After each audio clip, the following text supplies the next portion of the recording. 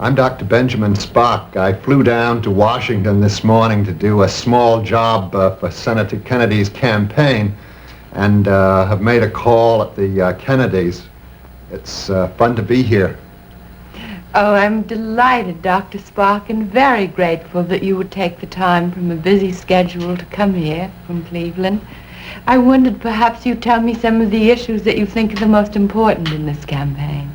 The one that has me most steamed up is federal aid to education, because I think in the present state of our country, both in terms of its ability to pay for things and its need for educated people, that this is one of the jobs that we ought to get started on.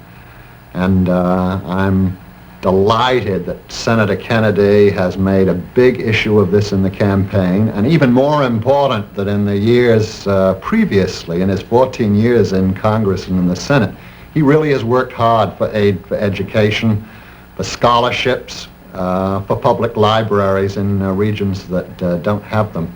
He's really worked at these.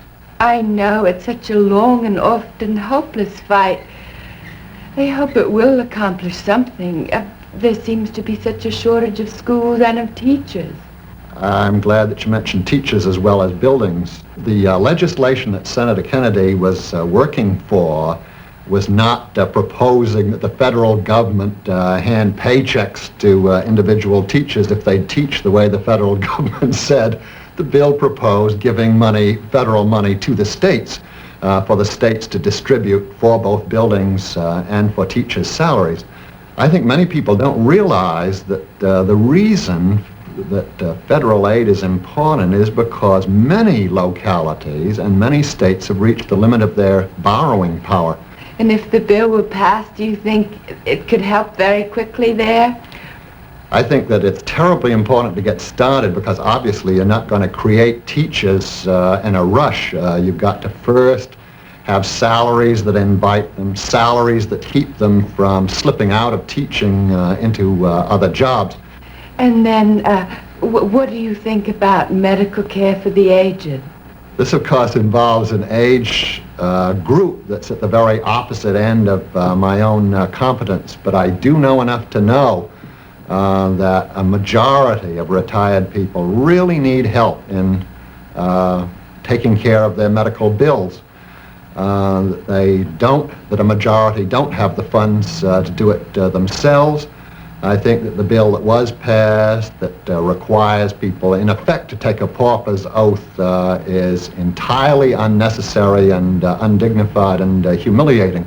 It seems to me that the Social Security system is, of course, the appropriate way to take care of this. You let people buy their own insurance and then benefit from it at the time that they need it.